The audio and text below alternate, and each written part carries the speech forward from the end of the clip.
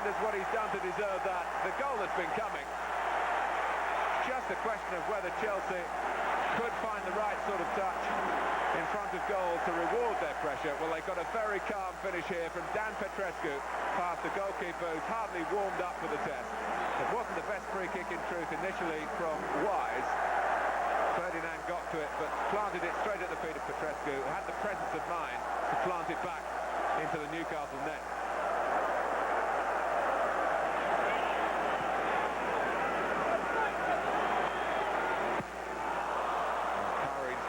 The dreadful one. And not just the result, but the way the game was played.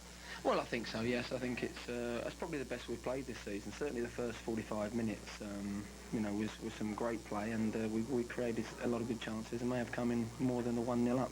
But we felt they would come at us a little bit more second half, and you know, they did. But we had to deal with that and put a defensive head on, which the boys did extremely well in the end. But justifiably so. I think the boys played well enough today to earn the points, and but you know, they deserve the ovation that they got. Break the deadlock through the game so far. 3 minutes into the second half, and for all his critics, Savo Milosevic does this well. Brings other players into it so well. Did that for York, who got inside little. And a clinical finish from a player bang in form in front of goal. It's a really top-class finish from York. It's past the keeper before he set himself. This game badly needs... But Steve Stone puts the seal on a fine Forest comeback. 7 minutes from time. They kept knocking and knocking, and finally Villa's house fell in. Sheer determinations to thank here. First it was Lee, then it was Salenzi, and Stone really dug it out well. No backlift at all, really. Real quality finish this from Stone. Bostic may have just clipped it with a fingernail on the way through. Steve Stone's fourth of the season. Nottingham Forest have reward for...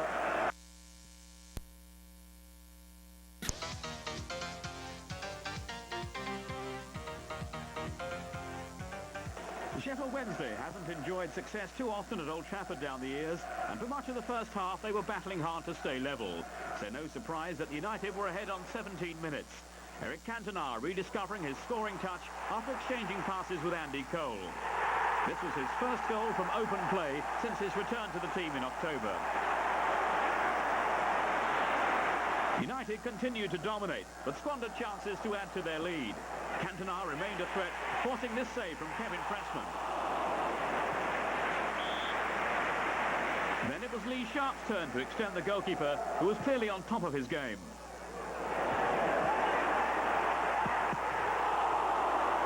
Around the hour mark, United's failure to turn their supremacy into goals was looking costly as Wednesday equalised. Their danger on the counter-attack underlined by this goal from Mark Bright, aided by David Hurst from Lee Briscoe's cross. Then with 13 minutes left, United were left with further cause to reflect on their earlier profligacy. Guy Whittingham picked up by Mark de Greiser for the goal that pointed Wednesday towards their first Old Trafford win in almost a decade. But that was without reckoning on the presence of Cantona. He volleyed his second for United with just 6 minutes to go. Final score, 2-2 at Old Trafford.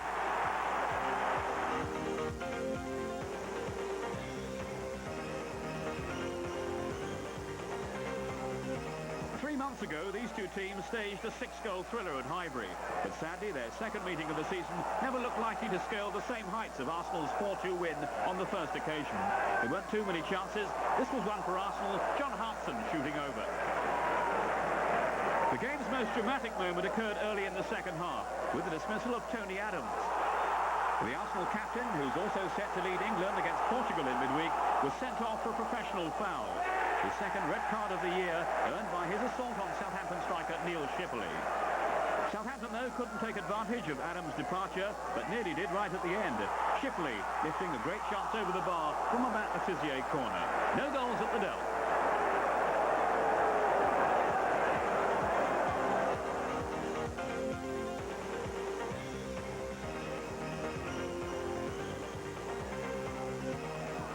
The London derby was settled by a goal scored early on.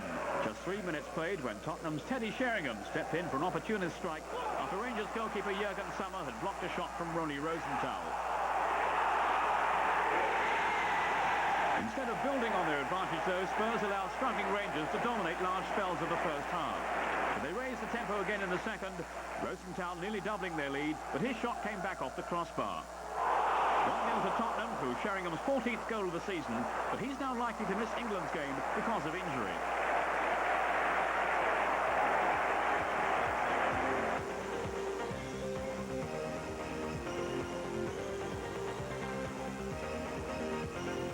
Up on Teesside in the northeast, Middlesbrough's return to the top division has been a success. Now at the Riverside Stadium, they were preparing for the visit of Manchester City. City themselves have been rejuvenated, with the tiny Georgian star, Georgi Kinklasi, their inspiration. It was the former Dinamo Tbilisi midfielder who scored the late winner in their win over Aston Villa at Main Road. But Middlesbrough, of course, have their own overseas star. The Brazilian Juninho has rapidly endeared himself to his new followers. And there are plenty of them too, with the team's recent rise to prominence. There's been so much to admire from Juninho, who seems to have settled well. His poise and passing ability, a regular feature of Borough's forceful attacking play. Juninho and Kinklasi then, two players of outstanding ability, taking centre stage for one of the weekend's most intriguing contests. The two were soon in conflict once the match was underway. Kinklasi, the villain here, and this tackle on Juninho. Kinklasi, though, was soon tormenting Middlesbrough. His artistry revealed as he steered City deservedly in front with a superb goal on 16 minutes. This was the best of Kinklasi, lightweight in stature, but a player of such intricate skill.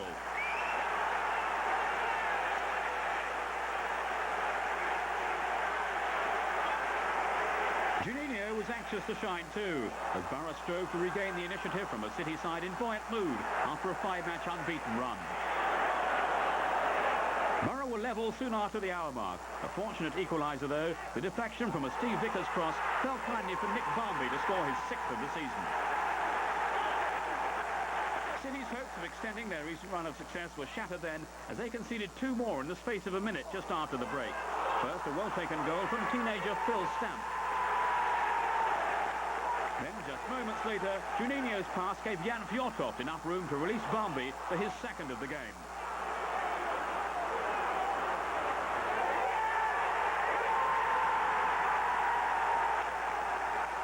3-1 down, but City were still creating moments of anxiety, with Kinklasi their chief cause for concern. But then at last came the goal that all Middlesbrough had been waiting for. It was delivered 15 minutes from time.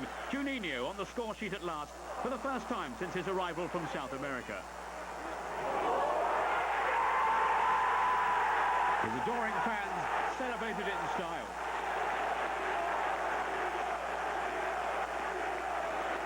Kinklasi had his moments to savour, but in the end this was Juninho's day. Middlesbrough the winners by 4 goals to 1.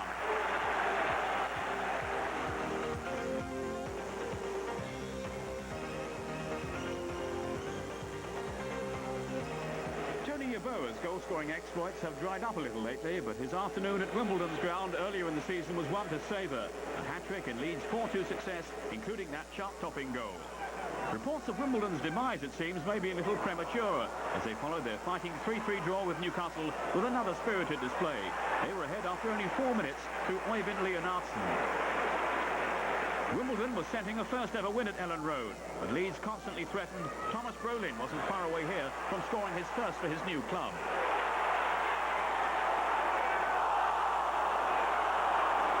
Paul Heald in the Wimbledon goal pulled off some excellent saves. This one from Gary Speed was the pick of them.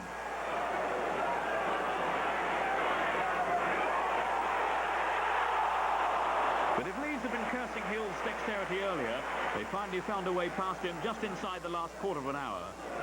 Central defender Richard Johnson saving a point after David Wetherell had headed down a corner from Gary McAllister. Leeds deserved a draw, but then so did Wimbledon, and in particular Heald. He was left a relieved figure right at the end when Alan Reeves cleared off the line from Rod Wallace. Leeds won, Wimbledon won.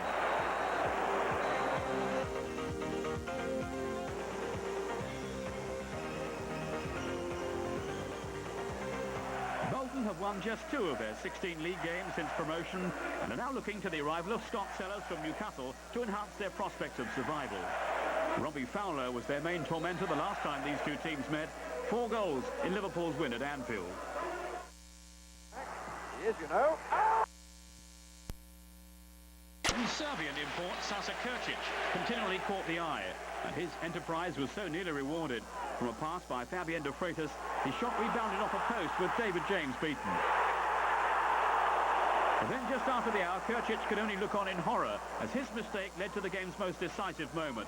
He carelessly lost possession, and Stan Collymore raced away to score his 4th goal of the season and 2nd in successive matches. A morale-boosting win for a Liverpool side depleted by injury and international call-ups.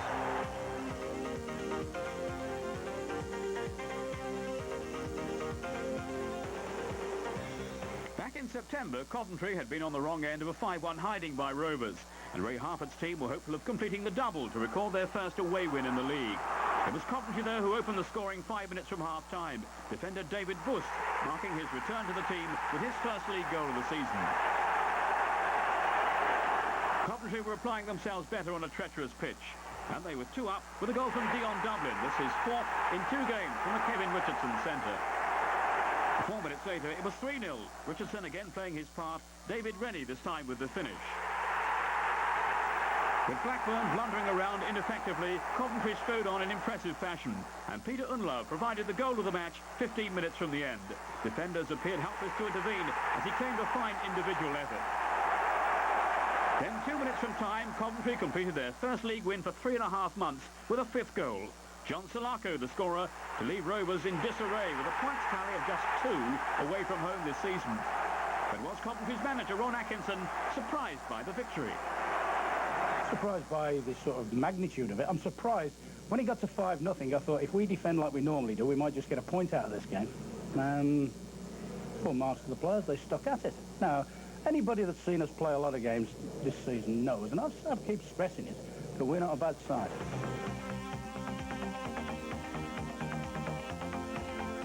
So, sifting through the weekend.